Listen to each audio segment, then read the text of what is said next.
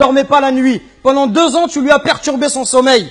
Quand tes parents, à 4 heures du matin, ils sont levés pour aller travailler, pour t'acheter des vêtements.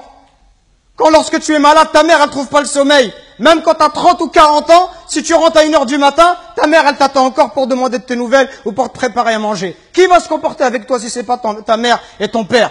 Qui va se comporter comme ça avec toi? Et nous, on est gentils avec nos copains. À n'importe quelle heure, on répond à l'appel de nos amis qui nous demandent de l'aide, on les aide. Mais est-ce qu'on aide nos parents? Est-ce qu'on est à leur écoute? Est-ce qu'on leur donne du temps? Est-ce qu'on leur montre du respect?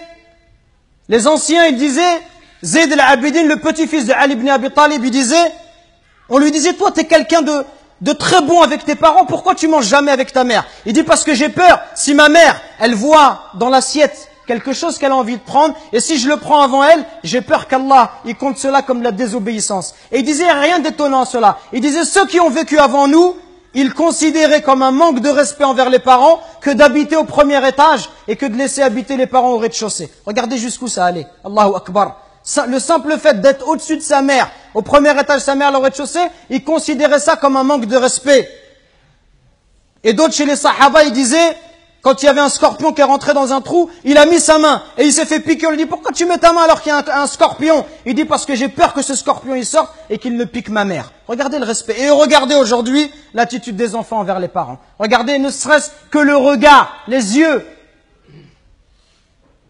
Wallahi mes frères, si nos parents ils invoquent contre nous, wallahi c'est pour nous le malheur dans la vie d'ici-bas et dans celle de l'au-delà. Allah Azza wa Jal, par l'intermédiaire du prophète alayhi salatu wassalam, il nous dit qu'Allah il a interdit le paradis.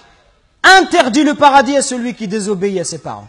Donc attention mes frères, à ne pas causer du tort à nos parents, à ne pas leur manquer de respect, mais soyons plutôt à leur écoute, soyons plutôt bons, miséricordieux pour eux. Et ceux qui doivent le plus profiter de notre générosité, de notre douceur, notre bonté, notre bon comportement, les premiers à profiter de cela, ça doit être nos parents.